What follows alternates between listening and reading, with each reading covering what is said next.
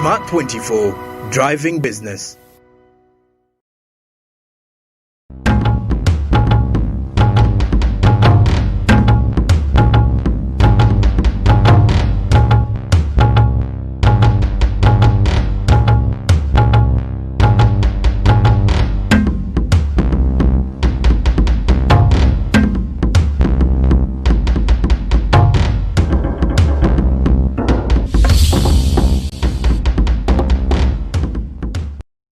The African continent is beaming with potential, and it is indispensable that the African continent is one of the leading contributors to the global economic output, with a population of close to 1.43 billion people and an economic output of over 29% to the entire globe.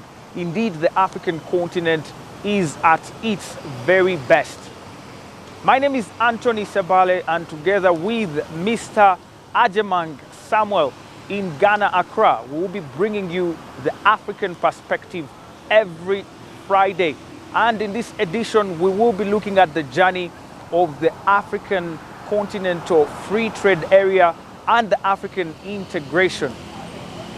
In 2019, the heads of state under the African Union designated the 7th of July of every single year to celebrate the African continental and regional integration as a continent. This day was first celebrated in 2021, and today we will be bringing you a special edition of the African Integration Day in 2021 on the 7th of July, being celebrated for the very first time.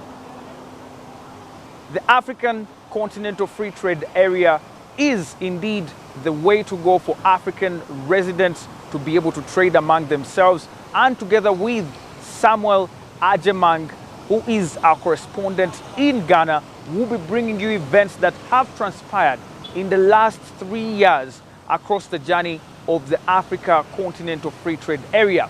On Mondays and Wednesdays, we'll be bringing you the Ugandan perspective of the regional integration and the African integration. And then on Wednesday, we will be bringing you the East African community integration.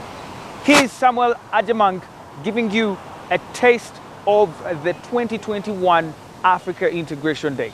So far, about 38 countries have signed on to the African Continental Free Trade Agreement. Let's take a look at them.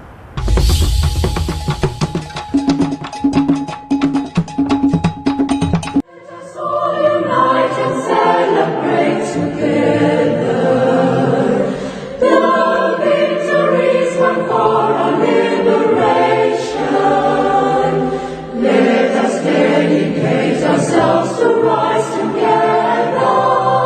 Let us all unite and celebrate together the victories won for our liberation.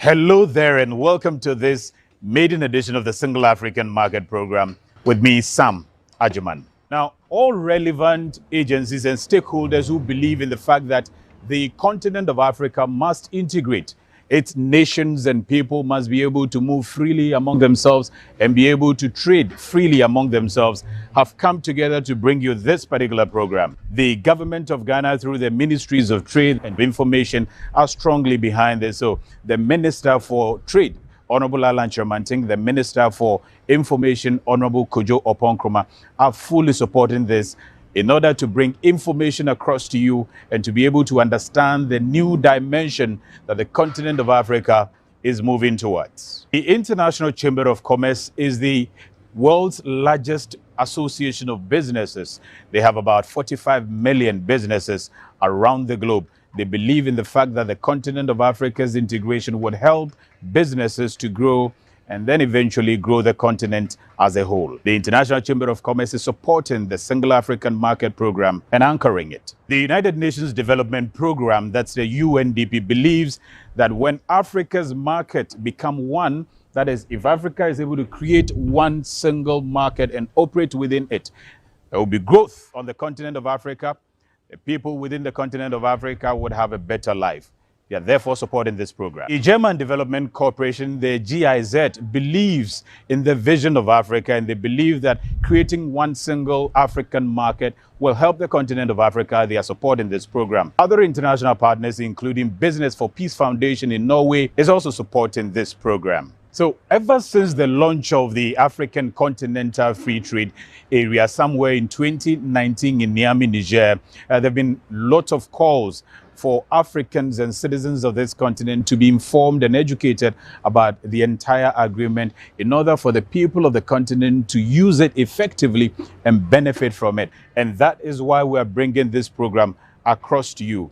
It intends to open up every activity around Africa's vision to have one single market, to be able to trade among itself, to be able to move across the continent and be able to interact among ourselves effectively. This program was initiated as part of a bigger project, that is the For Better Business Together project for BBT, that was launched by His Excellency the President of the Republic of Ghana, Nana Addo Dankwa Akufo-Addo, as well as the Prime Minister of Norway, in the presence of the Secretary General of the African Continental Free Trade Secretariat in October 2020, to be able to inform the continent, inform this country in order to understand the AfCFTA, use it for the benefit of the citizens of this country and the continent at large. So on this program, first of all, we set out there to talk to some traders who bring in goods from neighboring African countries to ask them what they know about the African Continental Free Trade Area. Let's take a listen to what they had to say. I'm a trader at Alonga Unu Market, the African continent. I heard it, but I heard it on the news, but I don't know, I don't understand it very well. If it is implemented, we like it very well, because at times, we have to come together, the African countries, so that when we go to the other countries, we will not find difficulties. We do transportation to Mali, to Cote d'Ivoire, to Burkina Faso, to Niger. I didn't hear it about it, but if they are doing the right thing, maybe they help the business and our transportation and our trading, maybe they can help us. Let me ask you, that the African Continental Free Trading is in Kumasi, is in Ghana, the head office is in Ghana. Yes. So they can come to explain everything to us. I go to Burkina, Niger, export into the country. For a long time I heard about it, but I don't have the details about it, so we need the government to come out and explain how we are going about that African Continental Trade. We don't know how we are going to trade among ourselves with them. Asembia I said they are okay you say move some bon the road there then no ma koso bon the road am because we go Europe no ko fania ma be ba no ho duty ne akase de be ma no nya asem kotoa na mum say fa no Africa ha ene obowura ha ya okofa do ade aba ene kura be ma price no nyama aba fa kakra amai ebe boa ni nyina agyan empenifo so ne mo da ubofo no tiza mo so mo de mo hyem na mo keka mo ho or the Ubana in Penifons Assunt, never be answered to me, and my son, no bar, Fisababua. Undoubtedly, from the answers that you just heard from the traders, there's a need to improve information dissemination, just as the Asantehene Otumfo Osetu to made that same call some time back. We have Africa. We have to trade through Africa. Our balance sheets, our economies must be intertwined. Fortunately, we have the African Continental Trade Agreement here. Unfortunately, Africans have not been trading amongst ourselves. And I see this as an opportunity for us to build our economies through collaboration between our own countries. Therefore, in the next couple of weeks, months and years, you will be seeing a lot of activities that will be published on national television, newspapers, and on radio about activities on the African Continental Free Trade Area to give you a lot more understanding of what the vision is all about for you to be able to take advantage of it, use it for the benefit of this country and the continent. Let me now take you on a journey to bring you a story of how far we have come as a continent from the time our leaders had a dream at independence to have a continent whose people could move freely among themselves, where goods can move from one country to the other without any hindrance. The African Continental Free Trade Area, AFCFTA, is a flagship project of the African Union's Agenda 2063, aimed at boosting intra-African trade by providing a comprehensive and mutually beneficial trade agreements among member states. The context for the African Continental Free Trade Area dates back to the dream and vision of the founding fathers of the continent. Liberian delegation therefore believes that there should be coordination of transportation networks between coastal and landlocked countries to enable the movement of people and the exportation of things. President Sekou urged the establishment of an African common market, the formation of an African development bank, the improvement in communication between African states. Emperor Haile Selassie of Ethiopia, we have created a spirit of Africa. This spirit is our child, and we must continue to develop it. African unity is just unity of thought, President Nasser said. Assalamu alaikum wa rahmatullah. Goal of political independence, once achieved, must be used for the economic reconstruction of Africa. We Africans can unite. We are not incapable of unity, and we will unite for the good of our country and our people. The root of that idea can be found in Kwame Nkrumah's classic work, Africa Must Unite. We dedicate ourselves not only in the struggle to emancipate other territories in Africa. Our independence is meaningless unless it links up the total liberation of the African continent. So the first step was for us to create a free trade area, a single market, and move on to establishing a customs union with a common external tariff for Africa. And then move on further to establish a common market and then an African economic community. The decision we make here now will not only influence the lives of the 280 million inhabitants of our continent today. These decisions will influence the course of events for countless generations. Africa must unite.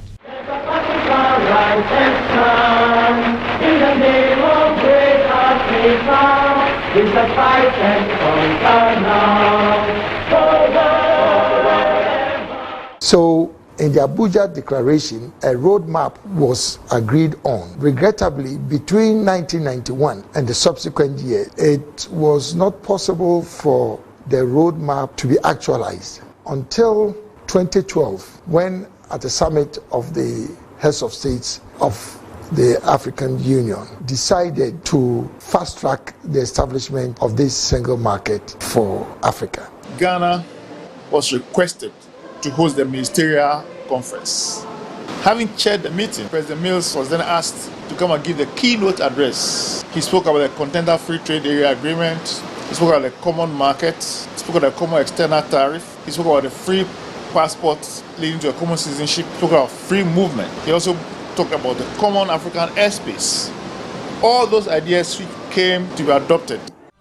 It was the then president of Ghana, Professor John Evans Atta Mills, who formally tabled the decision for the establishment of the CFTA. The decision in 2012, in a sense, was the real starting point for discussions about the establishment of a continental free trade area. Close to 50 African Union member states on 21st March 2018 signed the AFCFTA agreement, the Kigali Declaration. Subsequently, on the 7th of July 2019, at the 12th extraordinary session of the Assembly of the African Union in Niamey, capital of Republic of Niger, Ghana was honored with the momentous responsibility of hosting the Secretariat of the AFCFTA.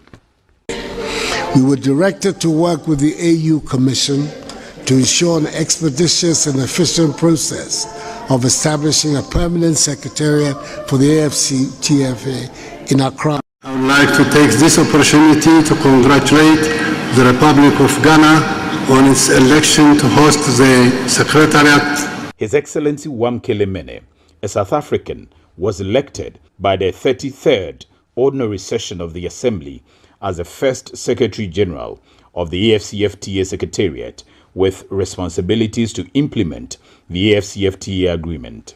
Ghana officially handed over the AFCFTA Secretariat to the African Union on 17th August 2020. We pay compliment to all the leaders, but particularly for the current president of the Republic of Ghana for going the extra mile to ensure that he played a leading role at the time when it really mattered for us to finally seal the dream. President Akufo-Addo has to be praised. He organized canvassing meetings, sent dignitaries including Otunfo all around Africa.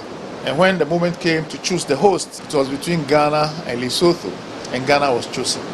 Africa remains the cornerstone of Ghana's foreign policy and has since independence consistently shown leadership in the affairs of the African continent. The AFCFTA, informally referred to as AFTA, will be governed by 5 operational instruments which were adopted by the extraordinary meeting of the Assembly of the African Union in Niamey, Niger. One by one, the heads of state struck hammer and gavel to launch the instruments, that is the rules of origin, rules of origin, the online negotiating forum, 3, monitoring and elimination of non-tariff barriers, a digital payment system, 3, and the African Trade Observatory. 1, 2, 3, and there you have. Currently, 37 countries out of 55 African Union states have signed and deposited their instruments of AFCFTA ratification with the African Union chairperson of the member states. Only Eritrea has yet to join, whilst confirmation of parliamentary cabinet approval for Somalia is pending. I fully understand that Eritrea is the only African country that has not yet signed the Africa Continental Free Trade Area. However, Eritrea in principle is willing to sign the AFCFTA. The main objectives of the AFCFTA are to create a single market for goods and services, facilitate the movement of persons, promote industrial development and sustainable and inclusive social and economic growth, and resolve the issue of multiple memberships in accordance with Agenda 2063 of the AU. It lays a foundation in future of a continental common market covering a market of more than 1.2 billion and a GDP of about $3 trillion. We need to be ready to host all kinds of businesses in Ghana. We have to be politically stable. We have to be a legal system which is flexible and can manage all that. And also, we have to pick up our production base. That means we have to emphasize science and technology among our young people. Government says it is fully aware of the responsibilities ahead and promises to support and ensure successful implementation of the AFCFTA. We are fully prepared as government to support our private sector. Now, the private sector has now a responsibility at the firm level, at the enterprise level, now to take advantage of the opportunities that are being created by government, specifically to enhance their production capacity and their productivity, specifically targeting exports to other African countries. Empowered Ghanaian enterprises will be frontline actors of this new exciting journey in Africa's economic history. We owe it to generations unborn to ensure that the biggest trading bloc on the globe will be rewarding to all in Africa.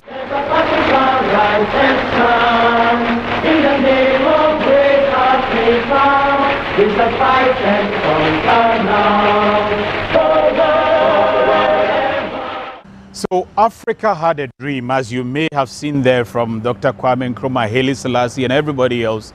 And today, that dream has materialized. Implementation is going on, and we're going to be coming your way with a lot of information. So 2 years ago in 2019, when leaders met to launch the oncoming of the African Continental Free Trade Area, they decided to dedicate 7th July as a day to celebrate the realization of this dream that had been had by our forefathers. And therefore we went out there, spoke to some people who have been through it to get the understanding of why we should celebrate as Africans. In July 2019, African leaders declare July 7 of each year as African Integration Day. The African leaders believe that African integration, which is a process of bringing all Africans together, regardless of their race, geographical and cultural background, will build bridges between cultures, create business opportunities, and allow common management of shared resources by facilitating free movement of people, goods, services, capital, and so on. And as the continent rallies around this vision in the month of July, the period needs a reflection, according to the UNDP Ghana representative, Dr. Angela Lusigi. So the big question for us today is, how can we ensure that regional integration and the Africa Continental Free Trade Area and Agreement works for all Africa's people, including its women and youth? Dr. Lusigi said, though it's early days yet to assess AFCFTA as a wheel for the integration of Africa's economy, there is a need to assess the impact of COVID-19 on African SMEs and build their capacities to take advantages of the continent's economic integration. We believe that SMEs, migrants and small and medium enterprises are the key to the success of regional integration. So from our perspective, it's very important to see how we can unlock the potential and investment in SMEs, because we know they're around 90% of the businesses. So let's find out what's happening with SMEs in relation to COVID-19. And we have partnered with the Ghana Statistical Service and the World Bank as well as GIZ to carry out a survey to find out what has been the impact of COVID-19 on small businesses. And building on that, we've come up with some policy recommendations, and we're also working with the media so that this is well understood. But we're also working on the ground with young innovators, because we believe that it is good to showcase innovations that are already on the ground by young innovators. I'm excited that you mentioned the young innovators, but a number of them are not even aware of the opportunities that they have when it comes to accessing other markets within the continent. So they're doing probably very well locally here in Ghana. They are innovating, they are even selling on the Ghanaian market, but they don't even know the opportunities that after offers for them beyond the shores of Ghana within the continent of Africa. How do we bridge this? I think that's a very important point you've raised, because there's a need to sensitize the women and the youth-led enterprises to know the opportunities that are available to them. And I know there are many actors who are working on this, and that's why I call it all stakeholders to come together and have platforms, including through the media and through youth-led organizations, so that we're able to amplify this message. David Ofosu-Dotte, Executive Chairman of ABN David Africa, a Pan-African business law firm and executive member of Afro Champions, calls on the formal sector to bring the informal sector along to understand the true meaning of integrating Africa's economy. If you look at the likes of AGI, for example, they do celebrate African integration, they actually celebrate African industrialization, they do those kind of things. But for the informal sector, often it may look like a celebration by the government, something from afar.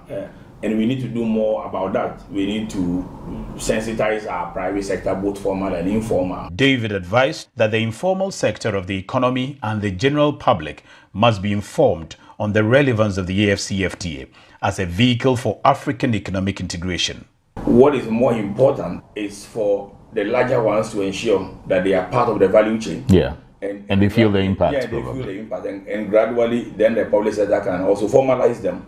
Then we feel the real effect of the integration. If we don't do that, what will happen is that the likes of AFCFTA will end up ostracizing them and letting them have the bitter end. We must face fact, free trade has its downsides also. Yeah. And we must avoid that downside by ensuring that the informal sector is integrated into the system. And the relevance is not just the impact, how do they participate in it? Yeah. That's what we ought to be doing. Now, if your question is what has been done so far, the AFCFTA itself emphasizes a lot on SMEs. There's a lot of emphasis on SMEs. And are the SMEs aware? It is the duty of the formal sector SMEs, and we are all largely SMEs, to try and, as it were, take the campaign to everybody, especially to the informal sector. Eventually, they all come into the SME sector as well.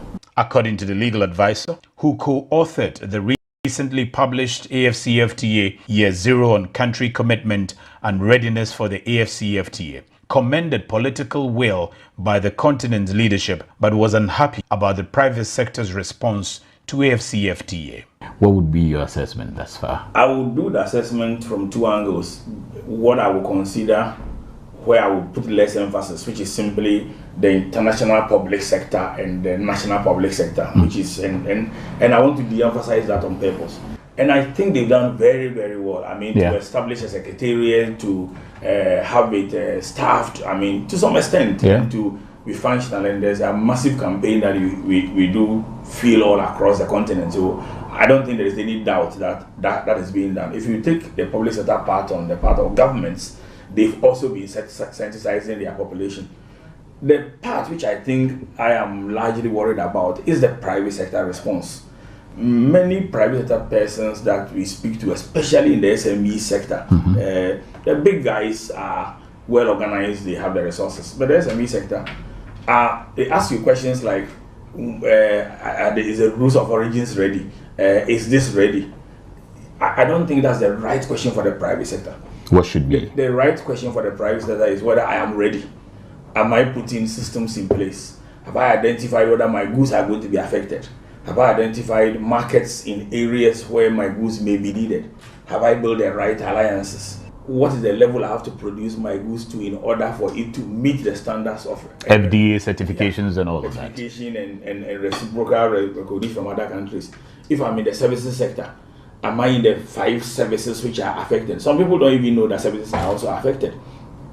These are the questions the private sector should be asking, and not asking the public sector, but checking it themselves, because the data is available. How do they get it? It's available at the AFCMT Secretariat on the various links that the AFCMT Secretariat put on their website. So we seized the opportunity to also get some insight from a former vice chair of the African Union, who incidentally is a Ghanaian, His Excellency Thomas Kwesi Quartey, an astute diplomat, to get understanding and a breakdown of why African integration is significant. So what the Free Trade Area Agreement really is seeking to do, in fact, is to disentangle those knots so that Africans can trade with each other and not just import added valued products from the north, but also to seek to add value and have trade within each other. And it is the act of making this legal and formal that through the ages became a CFTA.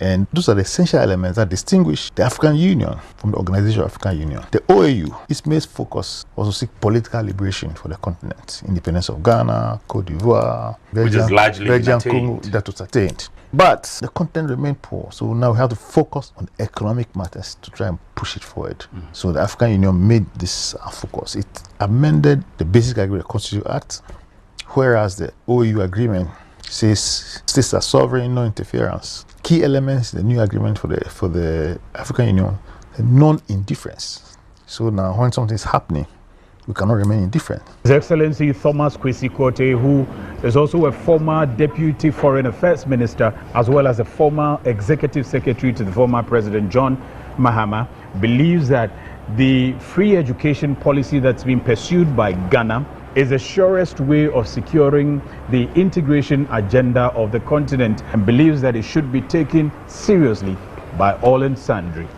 Their readiness will depend on their education. So at the AU, we begin to insist on enumerates and illiterate. If you look at the countries that have made great leaps and bounds, Korea, China, the rest of it, they began by free compulsory education for everybody. Yeah, educating their generations. The people, yes. And once the people are educated, they're suddenly out of the dark. Then they can enhance. You never know a and comprehend the entire vision of the continent. You never know a person's talent until you're educated. So if you refuse to educate somebody, you are committing a crime against him. He might be a genius. He might be an Einstein. That would mean that Ghana is on the right path by starting with this free education for kids. Absolutely. And it's important that you have the situation where the political class, all of them agree to that agenda, because then it becomes consistent, and then you are not likely to change it with changes in power structure. We need to, as a country, have a clear understanding, a clear consensus of what we want. And do you see that the will has been given at this point? I see it coming. You know, you find debate sometimes rather fierce and at variance with each other. But on the core principles, they are basically the same. So we have to now begin more and more to ensure more discussion, more openness, more transparency. That leads to greater and deeper consensus and less division among a political class and their supporters. Professor Paul Nugent of the Department of African Studies at the University of Edinburgh, who is currently studying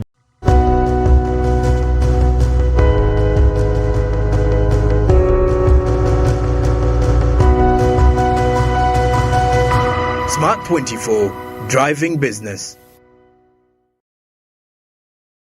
Waliwo abagamba nti okuyiiya emizannyo si muzannyo olina okwewaayo n'okukkiririza ennyo mu ky'oyiiya olina okubaayo n'omuntu akuyambako naye olowooza omuntu ng'ekyo kimuli mu musaayi ebyo bimulya anti aba yazaalibwa kukola ekyo tega Pearl Magic Prime ne Pearl Magic Loco sigala ng'oyungiddwako olabe engero zaffe ennyuvu nga bikoleddwa mu ngeri eyaffe ey'ekinnansi. These days, our homes are no longer just the places we live. It's where we attend meetings, go to class, keep each other safe, and entertain ourselves. To do this smoothly, you need a reliable internet connection. Buy the MTN WakaNet router, which connects up to 32 devices and gets a free 40 GB data bundle at only 149,000 shillings. Or buy the MTN WakaNet MiFi at only 75,000 shillings and enjoy a free 15 GB bundle to stream, study, work, and play on the go. Visit any MTN service center to buy the MTN WakaNet router or MiFi and enjoy the internet that does amazing things.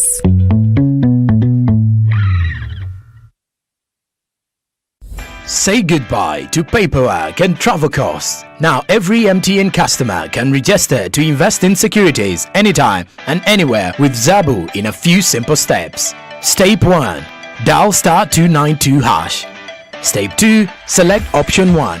Register with Zabu. Step 3. Enter your full names. Step 4. Enter your national identification number. Step 5. Enter your national identification card number. In 24 hours, you will receive an SMS confirming your registration. Congratulations, you are now ready to invest.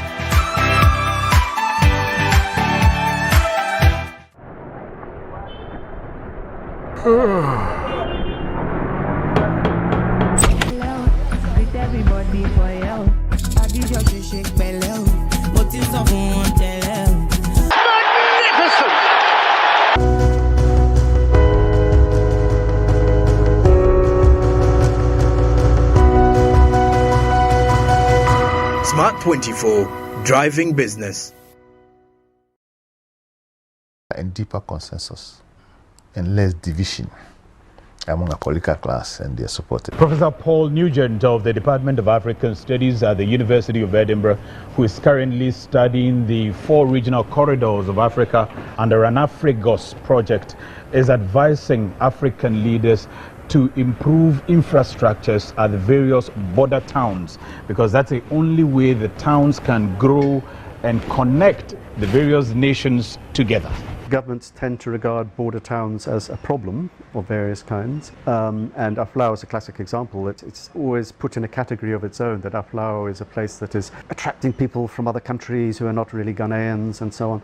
So it is seen as a problem, instead of looking at it in the opposite way and saying, well, actually, Aflao is an example of how a kind of regional integration from below actually works. And if I was sort of thinking about what I would be doing if I was in government at any point, which I never will, it would actually be investing in cross-border infrastructure, linking populations within border regions where there's a potential to have a form of regional integration that works. Rather than governments getting in the way and trying to impede, governments should be doing the opposite. They should be opening their borders, and they should be putting in the kinds of infrastructure that enables border populations to have a better synergy with one another.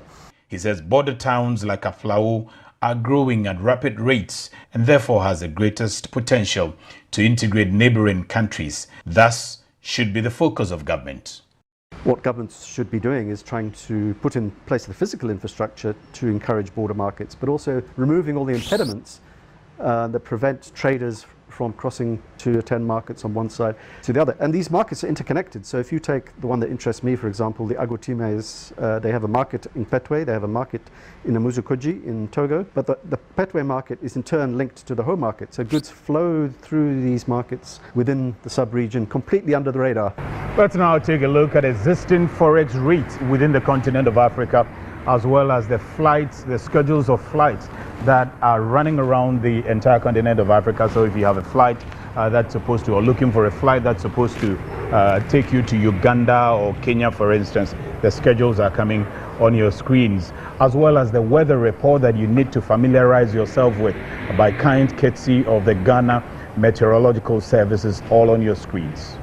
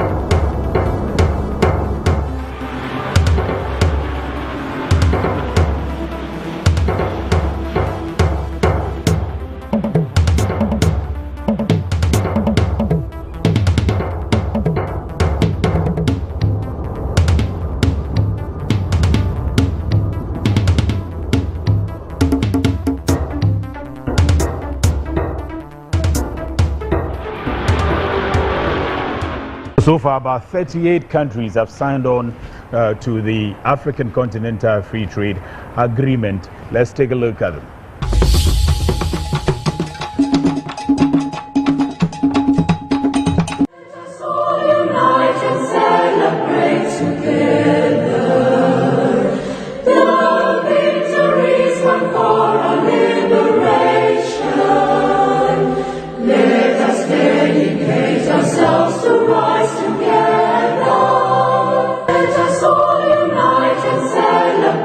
Together,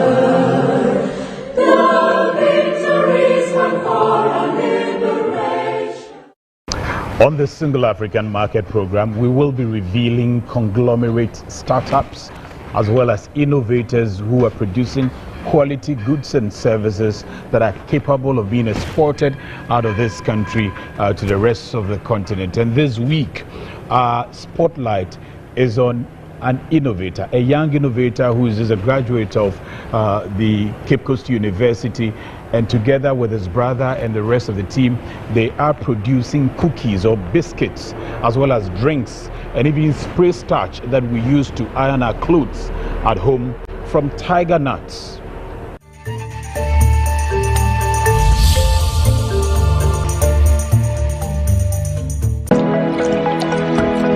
So it took us much time before we could get the product out. So sometimes you could even end us in the next morning, 2 a.m., 1 a.m. before we go to bed. We met a mentor, Professor David Kofi Esuman, who was then our Dean of Students at the Physical Science University of Cape Coast. So he brought up this big facility which we currently work in. We needed funds to enhance or acquire some machines to enhance our production line. So through the grant, we were able to purchase a grinder, a washing machine, also a separator, and also a holding tank and a pasteurizer. UNDP grants came in very handy to help us with the fabrication, which were done locally here in Ghana. This has helped us with the processing line of the milk drink, and now we are able to produce from the 100 bottles we were doing before. Now we're able to do 8,000 of the milk drink per month, and we're also able to do 4,000 of the biscuits in a month. And we have a vision to expand or scale beyond Ghana. But currently what we are working on to meet the demand locally is we are currently raising funds. We are opening up for investment offers, investment equity grants, so we can be able to purchase more equipment which will help us increase the capacity to meet the local demand. With that notwithstanding, we are also, as we increase, we are also targeting the African market. We channel the chaff, which comes as a byproduct, to making the biscuit. So it also has the chaff and the milk of the drink. Good. Thank you. Congratulations, my guy. Thank you. Congrats. Thank you so much. That's a good job you've done. I really like the biscuit too. No, I'm enjoying.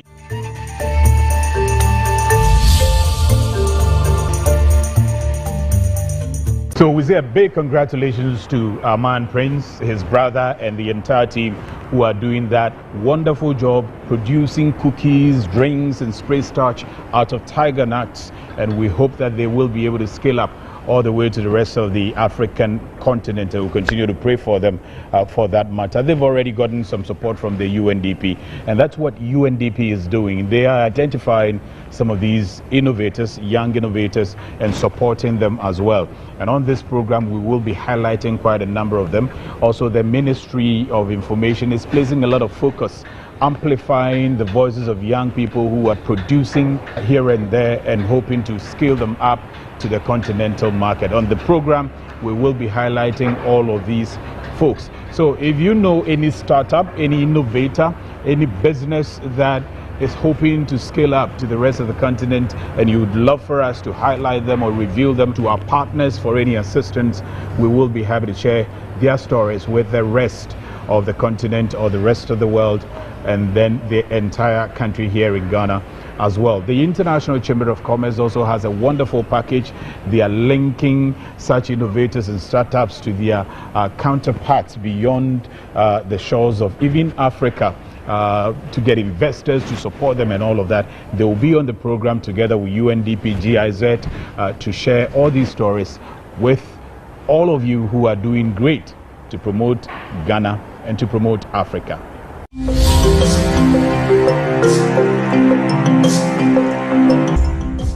Each and every day, this Secretariat of the Continental Free Trade is very, very busy with a lot of activities. Now, in just the past few days, the monument you see behind me is in honor of the former president of Niger, who is a champion and leader of the African Continental Free Trade Area. And he did all he can to ensure that this particular dream comes to a realization. He was honored in this space. Of the remarkable work he undertook as the leader and champion of the AFCFTA, and also for his efforts helping to address the security and humanitarian challenges facing the Sahel. The honor being bestowed on him today is thoroughly well-deserved, and I extend the sincere congratulations of the government and people of Ghana, and the governments and peoples of the rest of the Economic Community of West African States, ECOWAS, to President Issoufou. May God bless Mahamadou Issoufou, the AFCFTA, Mother Africa, and us all. Mahamadou Issoufou est notre champion. Merci au président de toute l'Afrique. Après moi, Ibrahim et sa récompense. Merci pour l'honneur au long du Niger.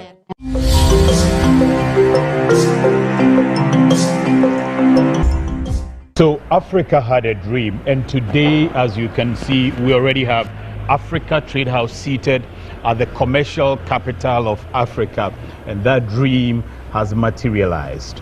In the coming days, we are going to be at the borders of our country to let you know that we have a new paradigm, and you should be on board or be left out. And we don't want anybody to be left out. Continue to patronize this program. If you have questions you need answers to, you can share them with us on our various media platforms, social media inclusive, and then we will endeavor to send them to the right outlets and bring you the right responses.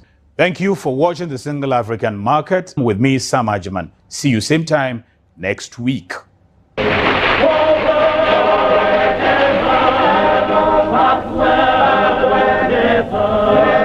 In the name of Great Africa, there is day.